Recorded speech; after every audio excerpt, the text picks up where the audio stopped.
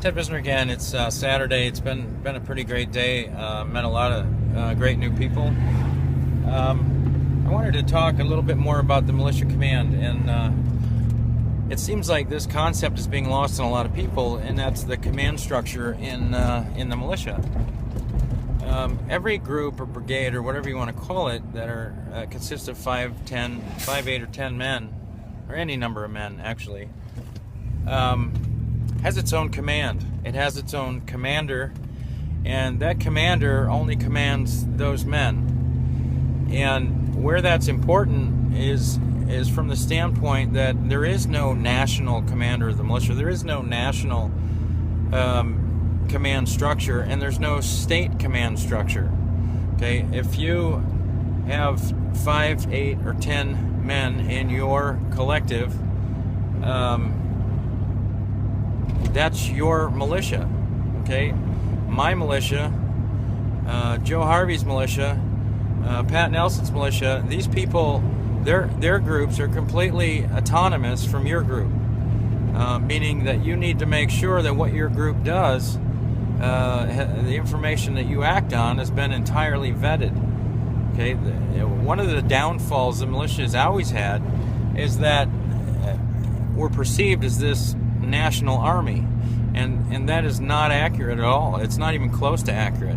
And the personal actions of one person in any rank anywhere is not a direct impact or influence on the rest of us in general. They can be.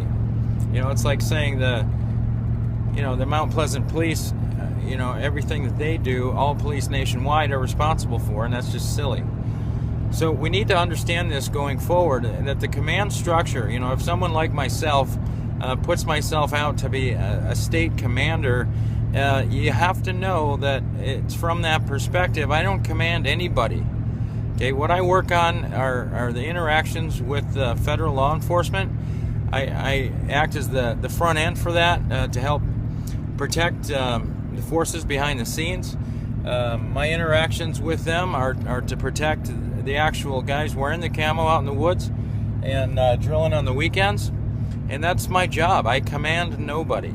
And any Facebook or any group that gets out there and meets, you guys have got to understand this. Okay, each brigade is individually commanded, and they follow information that's being put out. That one of them, the commander of these little groups, is got to be the man that vets this information, and you follow his orders, not mine and not anybody else's. So it's very important that we know this and live it every single day. We are unique in what we do, and command is from the bottom up. As a stated commander, I don't command anything. What I work on is putting out the correct intel, vetting the sources, and making sure that the intel that we're operating on is all legitimate and constitutional or unconstitutional. And it's interesting. I'm working now with a lot of different groups all over the country to do just that. So bottom up, stay safe, trust your commander or replace him, and start working together. Peace and God bless.